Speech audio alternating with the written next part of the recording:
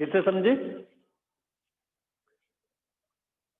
Latitude किसको बोलते हैं? देखो लैटिट्यूड का मतलब क्या है, हमारी ये वाली लाइन कौन सी होती है, अगर हम अर्थ को देखें अलग से तो एक इक्वेटर होती है। इक्वेटर से मतलब जो हमारी अर्थ को टू पार्ट्स में डिवाइड करती है, जैसे बॉल, और बॉल की जो सीम होती है, सिलाई होती है, उसको टू पार्ट्स में डिवाइड करती है। इसी तरह से हमारी अर्थ की, ये सपोज सामने से देखते हो भाई, थोड़ा रहती, क्योंकि स्फेयर फॉर्म में हमारी अर्थ है, उसके ऊपर जो उसकी इक्वेटर है वो किस तरह से होगी, कर्व फॉर्म में, है ना।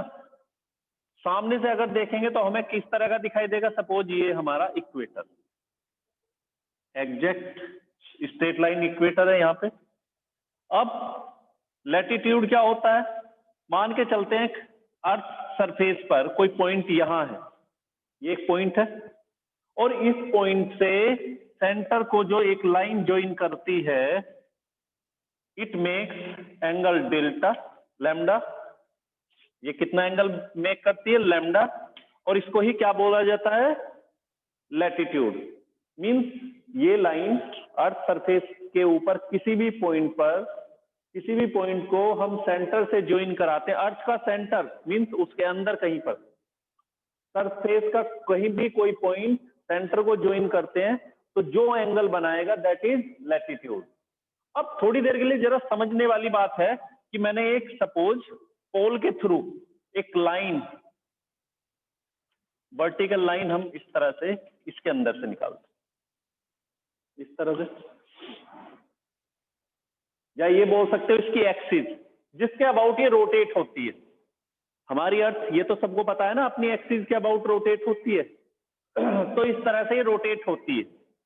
हालांकि थोड़ा सा कहते हैं कि अर्थ हमारी थोड़ी सी स्लैंट है, झुकी हुई है, उस चीज को ना लेके अभी हमने क्या किया, केवल कंसीडर कर रहे हैं कि ये इस एक्सिस के अबाउट, और इस एक्सिस को मैंने बोला एक्स वाई, एक्स वाई के अबाउट हमारी अर्थ रोटेट होती है, लगातार रोटेट होती है। अब रोटेट होने की वजह से सपोज इस पॉइंट पर, पी पॉइंट के ऊपर कोई ऑब्जेक्ट रखी हुई है, और ये ऑब्जेक्ट जब किसके अबाउट चलती है, अब इस एक्सिस के अबाउट, मींस यहां से यहां तक, इसको बोले ओ, ये पी और ये क्यू बोल देते। तो पी क्यू जो हो गई, इसकी क्या हो जाती है, रेडियस। अभी ये हमारा क्या है, आर ई, भाई यहां से यहां तक ये रेडियस आर ई, और इसको ले लेते हैं स्मॉल आर, ये स्मॉल आर है।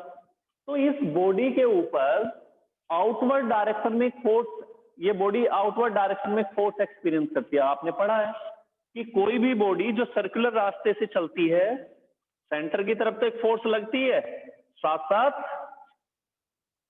As well as it experience an equal and opposite force, that is centrifugal force, और जिसकी वैल्यू किसके इक्वल आएगी, सेंटीपिटल के। और क्या होता है सेंटीपिटल का formula, M R omega square. देखो सेंटीपिटल फोर्स के लिए फॉर्मूला क्या था, M V square upon R,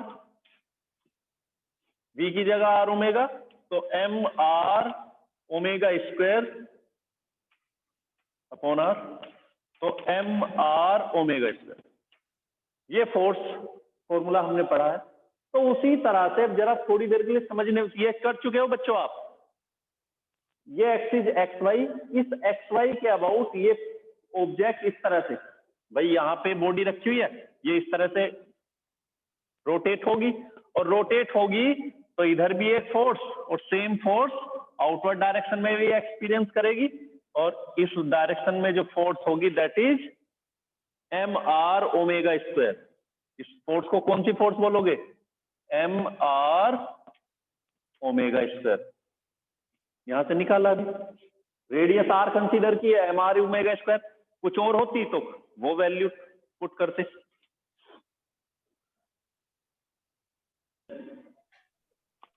तो एम आर ओमेगा स्क्वायर हो जाएगा।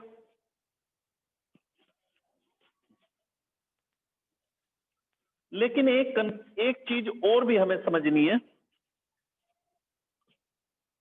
अर्थ की सेंटर कहां है, towards O, centre of gravity, जो वर्क ग्रेविटी बल लगते ही है जो इसके ऊपर ग्रेविटी वर्क करेगी वो किस तरफ करेगी, टुवर्ड्स ओ। भाई अर्थ का जो फोर्स होता है, मान के चलो हम सभी अर्थ सरफेस पर हैं, जंप करते हैं नीचे आते हैं, तो हम सबके ऊपर जो फोर्स लगती है वो किस डायरेक्शन में है, ये वाला। और ये फोर्स कौन सी है, अर्थ की वजह से, है ना। इसको मैंने बोल दिया एफ जी।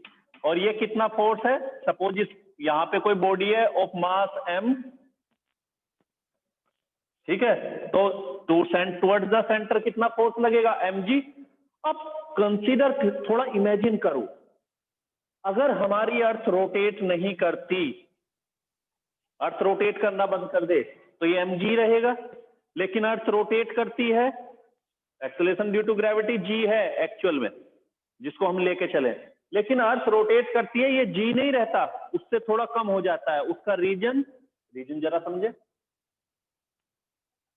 अगर अर्थ रोटेट नहीं करती तो फोर्स की डायरेक्शन ये थी, लेकिन एक फोर्स और भी लगी इस पर साथ साथ, और वो क्या, किस डायरेक्शन में, ये एक्सिस के अबाउट बॉडी घूमती है और बॉडी ऑब्जेक्ट सर्कुलेट करती है, तो ये फोर्स इस डायरेक्शन में, इसका opposite centrifugal M R omega square.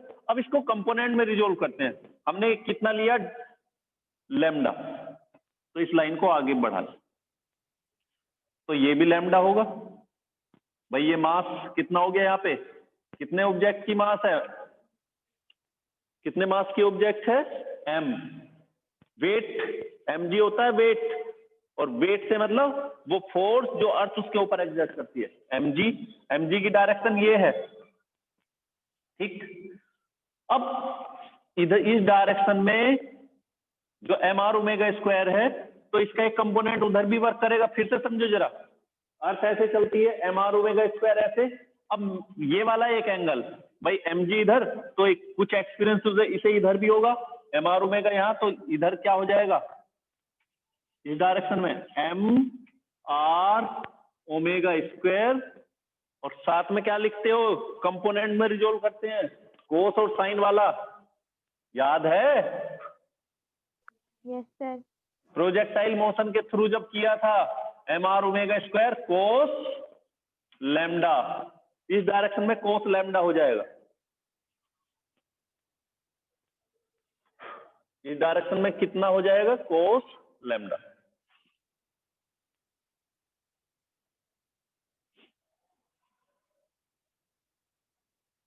ये अब इसी का परपेंडिकुलर इस डायरेक्शन में कितना होगा, बताओ बच्चों, एम ओमेगा का square sine lambda, omega square sine lambda. Very good, जिस बच्चे ने बोला साइन लैम्डा, इस डायरेक्शन में साइन लैम्डा होगा।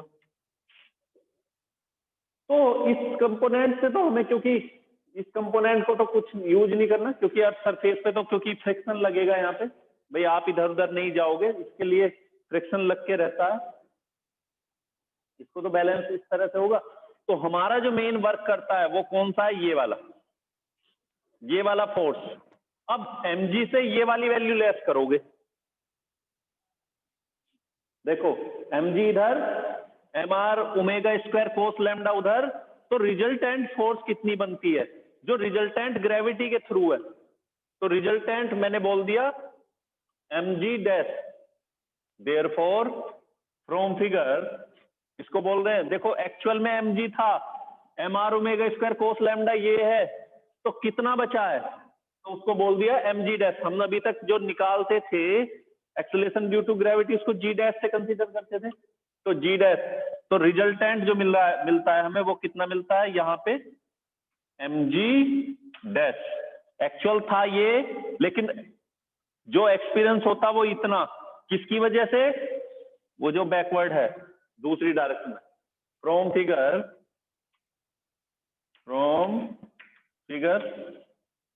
रिजल्टेंट वेट भी बोल सकते हो, resultant weight of the body on the surface, या resultant exerted force exerted on the body, है ना। तो resultant force on the body कितना हो जाएगा बच्चों, इसको मैंने बोल दिया है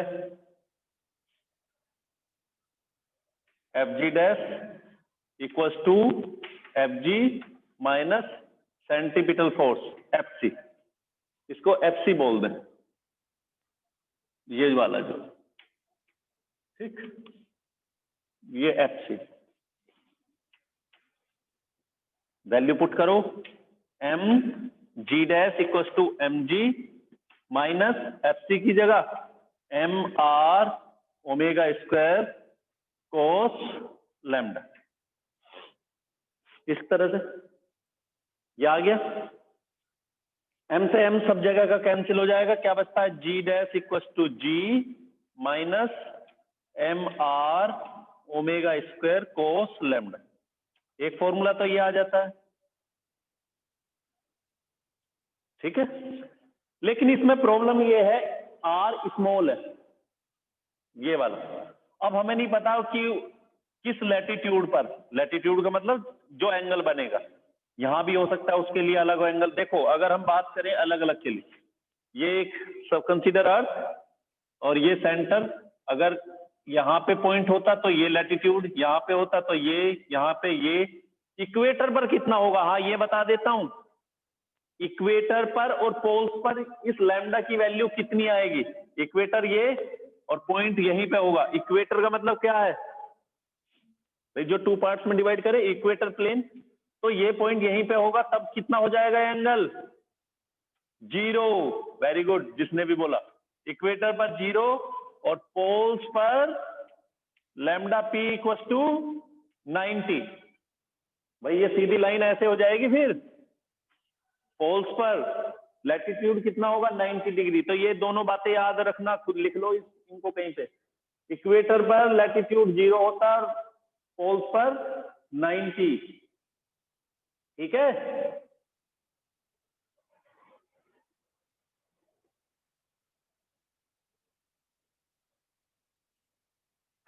चलिए अब यहां तक हो गया। अब इस आर की वैल्यू, क्योंकि हमें अर्थ की रेडियस 6400 किलोमीटर अप्रोक्स में, लगभग नियर अबाउट इतना है, इसको पुट कर लेते हैं। तो इस आर की जगह हम कैपिटल आर ले लें, इसकी टर्म में फॉर्मूले को कन्वर्ट करें।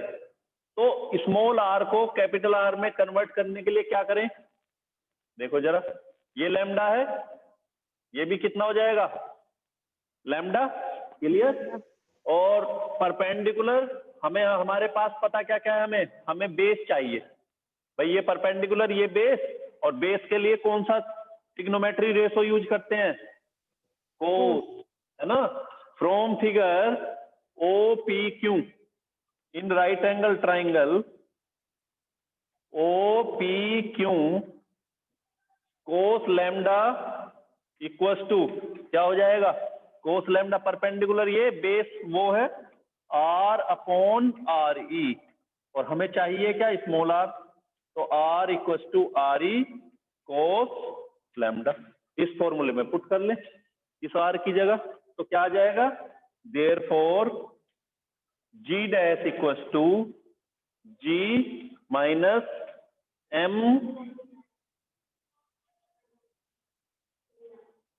अच्छा सॉरी, हाँ यहाँ से m तो सब जगह कॉमन लेके कैंसिल हो जाएगा, तो g dash equals to g r की जगह आर ई कोस लैम्डा, इसकी जगह ये आ गया ओमेगा स्क्वायर कोस लैम्डा। अब देखो यहाँ भी ये स्क्वायर में आ जाएगा, equals to g minus R E omega square cos square lambda, ये इसका फॉर्मूला आता है। मींस देखा जाए तो रोटेशन की वजह से भी जी की वैल्यू कम होती है। याद रखो जी की वैल्यू कब कब कम होती है, हाइट पे जाएंगे, डेप्थ में जाएंगे, और तीसरा रोटेशन की वजह से। तो अगर हम एक्चुअल वैल्यू बोलते हैं कि अर्थ सरफेस पर ये हमारी एक्चुअल है, तो वो एक्चुअल नहीं है, वो वैल्यू एक्चुअल से थोड़ी कम है। क्यों कम है, क्योंकि उसमें से एक्चुअल निकालनी होगी तो क्या करना होगा, जो हमारा प्रैक्टिकल वैल्यू मिलती है वो और उसमें ये वाली वैल्यू प्लस करेंगे तब जाके एक्चुअल वैल्यू निकल के आएगी। जो हम अपनी लैब में निकालते हैं 9.8, ये 9.8 से वैल्यू हमारी ज्यादा होती है जो एक्चुअल है। क्यों? क्योंकि लैब में प्रैक्टिकल करते हैं तो 9.8 समथिंग। जगह के अकॉर्डिंग ये भी वेरिएशन आता है, मैंने बताया था डिस्ट्रिक्ट के अकॉर्डिंग भी चेंज हो जाती है। तो ये वाली वैल्यू को लेकिन इसमें प्लस करोगे तो ये वैल्यू हमेशा ज्यादा आएगी, इसको नोट कर लो।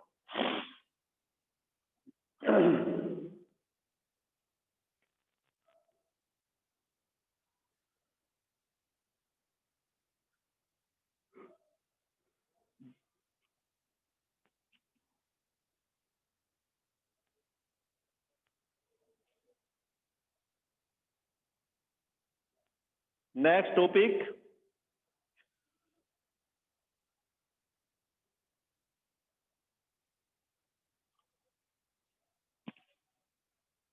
इसके अलावा भी जी में वेरिएशन आता है। वैल्यू किसमें बोलेंगे, किस तरह से? देखो, अर्थ की स्ट्रक्चर की वजह से भी, अर्थ की जो शेप है वो तो स्फेरिकल है ही, ओवल है एक तरह से। इक्वेटर पर सबसे ज्यादा रेडियस, पोल्स पर कम, है ना। थोड़ा सा किस तरह से होती है, इसको रब कर देते हैं। हमारे अर्थ की जो स्ट्रक्चर है, शेप है, वो कहते हैं ओवल। तो इस वजह से तो चेंज होती है। देखो 3 फैक्टर पढ़ चुके हो शेप की वजह से। यहाँ रेडियस कुछ है, यहाँ पे कुछ है, तो सबसे ज्यादा कहाँ होगी? फॉर्मूला ये देखो, G/ME/RE। इन तीनों बातों को तो बड़े अच्छे समझ लो, एग्जाम में आता है। तीनों जो अभी डेरिवेशन कराए, RE²। RE जहां पे कम होगा वहां पे G ज्यादा होगा। लेकिन ये थ्योरी, ये फॉर्मूला केवल सरफेस के लिए है बेटा, ये भी याद रखना। ये फॉर्मूला केवल सरफेस के लिए है। सरफेस से ऊपर या नीचे जाओगे तो गड़बड़ है। अब सरफेस से ऊपर जाते हैं तो RE बढ़ेगा, G लेस होगा। ठीक, नीचे आएंगे तो कई बार बच्चों को इस बारे में कंफ्यूजन हो जाता है।